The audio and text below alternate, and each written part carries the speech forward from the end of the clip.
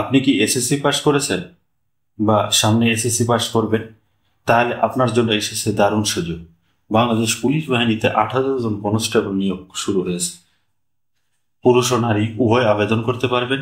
এই ভিডিওতে আপনাকে জানাবো কিভাবে আবেদন করবেন, যোগ্যতা কি এবং কবে থেকে আবেদন শুরু। তাই এক সেকেন্ডও মিস করবেন না। আমি চেষ্টা করব পুরো বিজ্ঞপ্তিটি খুঁটিনাটি তুলে ধরার জন্য আপনাদের সামনে। সেই সাথে বন্ধুরা, আপনি যদি একজন চাকরি প্রত্যাশী হয়ে থাকেন তাহলে কারেন্ট বিডি জব আমার এই চ্যানেলটি ঘুরে আসতে পারে। আমি সবসময় চেষ্টা করি সরকারি বেসরকারি এনজিও সহ নতুন নতুন চাকরির তথ্য আপনাদের সামনে তুলে ধরার জন্য। যদি আপনি কোনো জবে আবেদন করা মিসিং হয়ে থাকে, আমার এখান থেকে দেখে আপনারা সেই জবে আবেদন করে রাখতে পারবেন। সেই সাথে নতুন চাকরির তথ্য পেতে অবশ্যই চ্যানেলটি সাবস্ক্রাইব করে বেল বাটন অন করে দেবেন। বন্ধুরা, বাংলাদেশ পুলিশ কনস্টেবল নিয়োগ বিজ্ঞপ্তি, বাংলাদেশ পুলিশের বৈষম্যমুক্ত সুখী সমৃদ্ধ বাংলাদেশ গড়তে পুলিশ আছে জনগণ, এই ওয়েবসাইটে গেলে আপনারা এই যে ট্রেনিং রিক্রুইট কনস্টেবল টিআরসি পদে নিয়োগ বিজ্ঞপ্তি জুন 2025, এই বিজ্ঞপ্তিটি আপনারা দেখতে পারবেন। অনলাইনে আবেদন শুরু 1 জুলাই 2025 এবং শেষ হবে 24 জুলাই 2025 তারিখ পর্যন্ত, অর্থাৎ আগামী 24 জুলাই পর্যন্ত আপনারা আবেদন করে রাখতে পারবেন। আশা করি এর মধ্যে সম্ভবত এসএসসি রেজাল্টও হয়ে যাবে। আর এসএসসিতে যারা 2.5 থাকবে তারাই আবেদন করে রাখতে পারবে। তো এসএসসি পাস করার সঙ্গে সঙ্গে আপনাদের জন্য একটা সুবর্ণ সুযোগ আসবে। এটা প্রার্থীর যোগ্যতা, বয়স 18 থেকে 20 বছর। যে সকল প্রার্থীর বয়স 24 জুলাই তারিখে বর্ণিত সময়সীমার মধ্যে 18 থেকে 20 বছর হতে হবে। শিক্ষাগত যোগ্যতা এসএসসি অথবা সমমানের পরীক্ষায় উত্তীর্ণ, কমপক্ষে জিপিএ 2.5 থাকতে হবে। বাংলাদেশের স্থায়ী নাগরিক এবং অবিবাহিত অবশ্যই হতে হবে। শারীরিক মাপ, পুরুষ প্রার্থীদের ক্ষেত্রে উচ্চতা মেধা কোটায় প্রার্থীর ক্ষেত্রে 5.6 ইঞ্চি, 5 ফুট 6 ইঞ্চি। মুক্তিযোদ্ধা, শহীদ মুক্তিযোদ্ধা, বীরাঙ্গনা সন্তান, ক্ষুদ্র নিগোষ্ঠী কোটার প্রার্থীর ক্ষেত্রে 5 ফুট 4 ইঞ্চি। শারীরিক প্রতিবন্ধী ও তৃতীয় লিঙ্গের কোটার প্রার্থীর ক্ষেত্রে বিধি অনুসৃত হবে। বুকের মাপ 31 ইঞ্চি এবং সম্প্রসারিত অবস্থায় 33 ইঞ্চি। অর্থাৎ আপনি যদি নিঃশ্বাস ত্যাগ করেন 31 ইঞ্চি থাকতে হবে এবং নিঃশ্বাস নিলে আপনার বুকের মাপ 33 ইঞ্চি হতে হবে। মুক্তিযোদ্ধা বা কোটা প্রার্থীদের ক্ষেত্রে 30 থেকে 31 ইঞ্চি হলেই হবে। ওজন, বয়স ও উচ্চতার সাথে ওজন অনুমোদিত হবে। দৃষ্টিশক্তি 6/6। নারী প্রার্থীর ক্ষেত্রে মেধা কোটায় প্রার্থীর ক্ষেত্রে 5 ফুট 4 ইঞ্চি এবং কোঠার ক্ষেত্রে 5 ফুট 2 ইঞ্চি হলে আবেদন করতে পারবে। বয়স এবং উচ্চতা অনুসারে ওজন হতে হবে 6 এবং চোখের দৃষ্টিশক্তি হতে হবে 6 এর মধ্যে 6। আবেদনটি করতে হবে অনলাইনে police.tentok.com.bd, এই সাইটে যদি আপনারা লগ ইন করেন আবেদন ফর্ম পূরণ করতে পারবেন। আবেদন ফর্ম সঠিকভাবে পূরণের লক্ষ্যে উক্ত লিঙ্কের সহায়ক হিসেবে ভিডিও টিউটোরিয়াল থাকবে।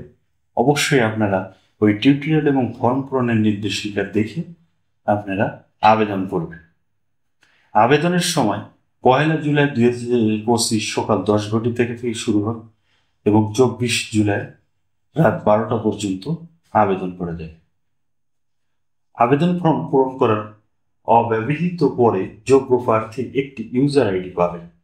উক্ত ইউজার আইডিতে আবেদন ফর্ম পূরণে 48 ঘন্টার মধ্যে টেলিটক প্রিপেইড নাম্বার হইতে 40 টাকা সার্ভিস চার্জ অফেরের যোগ্য জমা প্রদান করতে হবে, অর্থাৎ মাত্র 40 টাকা। এবং আগে থেকেই একটা স্বাক্ষর এবং আপনাদের ছবি সংগ্রহ করে রাখবেন। 300/80 পিক্সেল লাগে স্বাক্ষর এবং 300/300 ছবি স্ক্যান করে নির্ধারিত স্থানে আপলোড করার সময় দিয়ে দেবেন।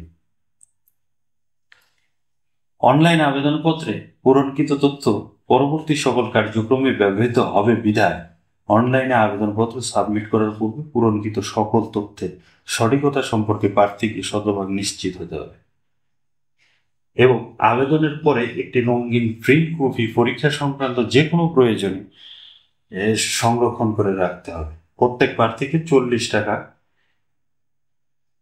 2টি SMS এর মাধ্যমে পরিশোধ করতে হবে। মাত্র 40 টাকা 2টি SMS। তো যারা এর আগে যে কোনো সরকারি চাকরিতে আবেদন করে রাখছেন তারা হয়তো এই SMS করার নিয়মটি জানেন। তো এখানে বিস্তারিত আছে। নতুন যারা আছে তারা এই ফরম্যাটটা দেখে অবশ্যই SMS-টা করে দেবে। যে কোনো প্রয়োজনে হেল্পলাইন আছে। এখন আসেন, আপনার তো আবেদন করার পরে যখন নির্বাচন হবে তখন কিভাবে হবে? নির্বাচন পদ্ধতি প্রিলিমিনারি স্ক্রিনিং। অনলাইন আবেদনকারী প্রার্থীদের মধ্যে হতে নির্ধারিত নিয়োগ বিধি মোতাবেক স্ক্রিনিং এর মাধ্যমে নির্দিষ্ট সংখ্যক যোগ্য প্রার্থীদের শারীরিক মাপ ও কাগজপত্র যাচাইকরণ সহ শারীরিক সক্ষমতা যাচাই বা ফিজিক্যাল এনডোর্সমেন্ট টেস্ট PET এর জন্য বাছাই করা এবং তাদের মোবাইলে একটা SMS চলে যাবে। তো আমি বলবো যে অবশ্যই আপনারা একটি সচল মোবাইল নাম্বার দেবেন যাতে কোনোভাবে আপনাদের SMS মিস না হয়। সেই সাথে যে অ্যাডমিট কার্ড police.teltok.com.bd এই ওয়েবসাইট থেকে যে অ্যাডমিট কার্ড নামা নিব সেখানেই আপনারা পেয়ে যাবেন আপনার পদের নাম, সিরিয়াল নম্বর, পরীক্ষার তারিখ, সময় এবং কোথায় কখন আপনি দাঁড়াইতে পারবেন। অ্যাডমিট কার্ড 2 কপি সংগ্রহ করে রাখবেন। শারীরিক মাপের স্থানে গিয়ে আপনাকে দৌড়, push up, long jump, high jump, dragging, road climbing এইগুলোতে অংশগ্রহণ করতে হবে। তো আমি বলবো আগ্রহী যারা প্রার্থী আছেন এবং যারা আবেদন করবেন অবশ্যই তারা এইগুলো একটু বাসায় প্র্যাকটিস করবেন। দৌড়, push up, long jump, high jump, dragging.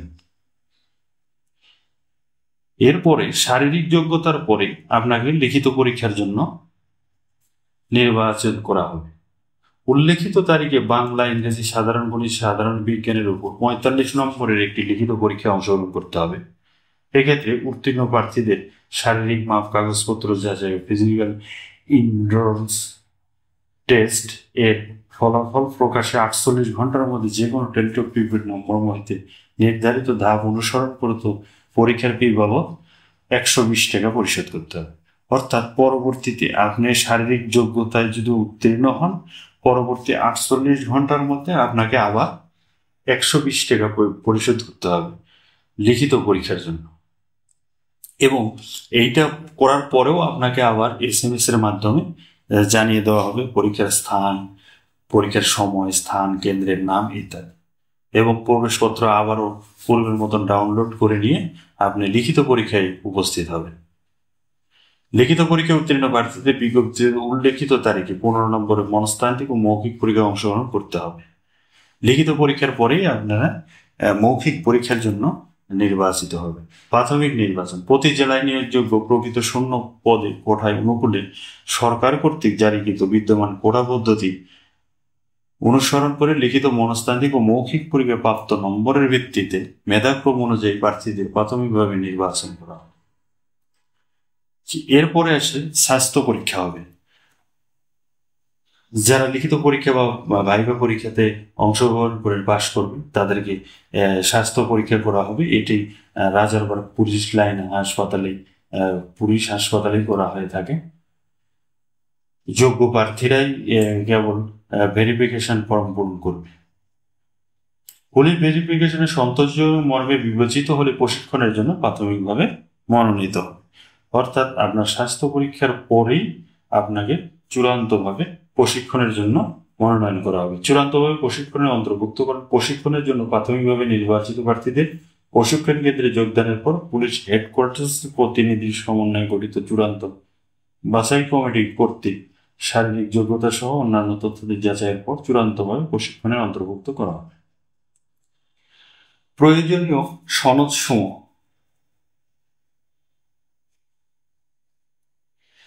আপনার জন্য যে যে কাগজপত্রগুলো লাগবে admit card, physical endorsement test, admit card of physical entrance test এর ডাউনলোডকৃত প্রিন্টেড 2 কপি, শিক্ষাগত যোগ্যতার সনদপত্র।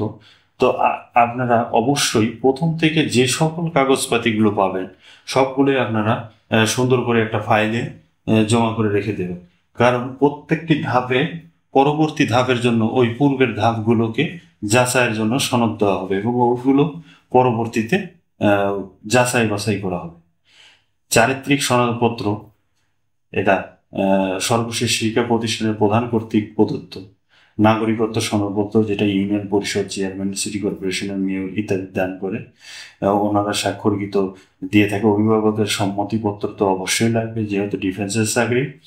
জাতীয় পরিচয়পত্র যদি থাকে দিতে পারবেন, না হলে যদি প্রার্থীর জাতীয় পরিচয় না থাকে তাহলে পিতা মাতার জাতীয় পরিচয়পত্র মূল কপি। সরকারি গেজেট কর্মকর্তা কর্তৃক সত্যায়িত 3 কপি পাসপোর্ট সাইজের রঙিন ছবি। সেই সাথে কোটাধারীদের অনেকগুলো যে সার্টিফিকেট গুলো থাকে সেগুলো, তৃতীয় লিঙ্গের সার্টিফিকেট, এই বিভিন্ন সার্টিফিকেট যদি আপনার পুলিশ হেডকোয়ার্টার্স প্রতিনিধি সমন্বয়ে গঠিত চূড়ান্ত বাছাই কমিটি কর্তৃক বাছাইকালে যোগ্য বিবেচিত প্রার্থীকে নির্ধারিত প্রশিক্ষণ ক্ষেত্রে ট্রেনিং রিক্রুট কনস্টেবল হিসেবে 4 মাস মেয়াদী মৌলিক প্রশিক্ষণে অংশগ্রহণ করতে হবে। আপনার যদি কাগজপাতি সবকিছু ঠিক থাকে তখন আপনাকে 4 মাসের ট্রেনিং এ দেওয়া হবে। ট্রেনিং এর সময় চলাকালীন বিনামূল্যে পোশাক, খাওয়া দাওয়া, চিকিৎসা, মাসিক বিধিবিধান মোতাবেক প্রতি মাসে প্রশিক্ষণ ভাতা প্রাপ্ত হবেন। নিয়োগ ও চাকরির সুবিধা, সফলতার সাথে প্রশিক্ষণ সম্পন্নকারী প্রার্থীদের 2015 সালে জাতীয় বেতন স্কেল 17তম গ্রেডে বিধি মোতাবেক অন্যান্য ভাতা সহ প্রদান করা হবে। নিয়োগপত্রের যে কোনো জেলা ইউনিটের শূন্য পদের বিপরীতে বদলি করা হলে তারা উক্ত জেলা ইউনিটের কনস্টেবলের শূন্য পদে যোগদান করতে বাধ্য থাকবে। আচ্ছা, এখানে একটা যে নিয়োগপ্রাপ্ত প্রার্থীদের শিক্ষানবিশ সমাপ্ত না হওয়া পর্যন্ত অবিবাহিত থাকতে হবে। নিয়োগপ্রাপ্ত প্রার্থীরা বিনামূল্যে পোশাক সামগ্রী, ঝুঁকি ভাতা, চিকিৎসা সুবিধা নিজ ও পরিবারের নির্ধারিত সংখ্যক সদস্যদের জন্য প্রাপ্যতা অনুযায়ী পারিবারিক রেশন সামগ্রী স্বল্প মূল্যে প্রাপ্য হবে। সাধারণ নিয়মাবলী, কর্তৃপক্ষ সার্বিক অবস্থা বিবেচনার যোগ্য নিয়োগযোগ্য পদের সংখ্যা হ্রাস বৃদ্ধি করতে পারে, এটা ওনাদের ব্যাপার। তো এই ছিল বন্ধুরা যে শুরু থেকে শেষ পর্যন্ত নিয়োগের যে বিষয়গুলো। এরপরে আসে শারীরিক মাপ, কাগজপত্র যাচাই ও ফিজিক্যাল এন্ডুরেন্স টেস্ট, লিখিত পরীক্ষা, মনস্তান্ত্রিক ও মৌখিক পরীক্ষার সময়সূচি। এখন আপনাদের কোন কোন জেলায় কোথায় কোথায় কবে কোন তারিখে কি কি হবে এখানে একটা চার্ট দেওয়া আছে, আপনারা অবশ্যই এই চার্টটি দেখে নেবেন সুন্দরভাবে যে আপনার কোন জেলায় এবং কত তারিখে আপনারা কোথায় কিভাবে দাঁড়াবেন। জেলার নাম দেওয়া আছে শারীরিক মাপ, কাগজপত্র যাচাই, মানে প্রথম যে ধাপটা, তারপরে লিখিত পরীক্ষা এবং মৌখিক এবং মনস্তান্ত্রিক যে পরীক্ষাগুলো হবে। প্রত্যেকটি জেলার নাম এখানে সুন্দরভাবে দেওয়া আছে এবং সেই জেলার অনুসারে 10, 11, 12 আগস্ট 2025 খ্রিস্টাব্দে 8 ঘটিকে আপনাকে শারীরিক মাপের জন্য উপস্থিত হতে হবে। মাদারীপুর, কিশোরগঞ্জ, রাঙ্গামাটি, ব্রহ্মপুর, ঝিনাইদহ, নড়াইল, সিরাজগঞ্জ, চাঁপাইনবাবগঞ্জ, কুড়িগ্রাম, সুনামগঞ্জ, জামালপুর, ফরিদপুর, টাঙ্গাইল, কুমিল্লা, খাগড়াছড়ি, খুলনা, এই কয়েকটি বিভাগের জন্য 11, 10, 11, 12 এই তারিখগুলোতে 8 ঘটিকায় এই শারীরিক মাপ ও কাগজপত্র যাচাইয়ের জন্য উপস্থিত থাকতে হবে। এবং লিখিত পরীক্ষায় এই শারীরিক মাপ এইখানে মাপ ও কাগজপত্রের যাচাই যদি আপনি পাশ করতে পারেন তাহলে লিখিত পরীক্ষা 23 আগস্ট 2025 10 ঘটিকায় হবে এই জেলাগুলোতে। মনস্তান্ত্রিক ও মৌখিক পরীক্ষাও 31 আগস্ট অনুষ্ঠিত হবে এই জেলার। এছাড়াও পরবর্তীতে মোটামুটি 4টি ধাপে ভাগ করা হয়েছে বাংলাদেশের 64 জেলা থেকে এবং তারিখগুলো বিস্তারিত ভাবে দেওয়া আছে। আপনারা অবশ্যই আপনার জেলার সাথে তারিখগুলো মিলিয়ে নিয়ে তারপরে অপেক্ষা করবেন ওই তারিখ পর্যন্ত। তার আগে অবশ্যই চেষ্টা করবেন সুন্দর এবং সঠিকভাবে বিস্তারিত জেনে আপনারা আবেদনটা করার চেষ্টা করবেন, কারণ আবেদনে ভুল হলে পরবর্তীতে আপনার কোনো চান্স হবে না, আপনি দাঁড়াইতে পারবেন না। তো এই ছিল আজকের 8,000টি পদে, প্রায় 8,000 পদে পুলিশ কনস্টেবল নিয়োগের যে বিজ্ঞপ্তিটি আমি বিস্তারিতভাবে তুলে ধরার চেষ্টা করলাম। আপনারা আরো ভালোভাবে দেখে আবেদনটি করে রাখবেন। সেই সাথে বন্ধুরা, আপনি যদি এমন সরকারি চাকরির তথ্য আরো বিস্তারিতভাবে পেতে চান, কোনো জব যদি চান যে আপনার মিসিং না হোক, তাহলে অবশ্যই আমার চ্যানেলটি ঘুরে আসবেন। এখানে আপনাদের জন্য নতুন নতুন চাকরির তথ্য সবসময় আমি তুলে ধরার জন্য চেষ্টা করি। সরকারি বেসরকারি এনজিও বিভিন্ন জব আছে। সেই সাথে নতুন চাকরির তথ্য পেতে অবশ্যই আমার চ্যানেলটি সাবস্ক্রাইব করে বেল বাটন অন করে দেবেন এবং সুন্দর এবং সঠিক নিয়মে আশা করি ফর্মটি পূরণ করবেন। আপনাদের মনের আশা পূরণ হোক। আল্লাহ হাফেজ।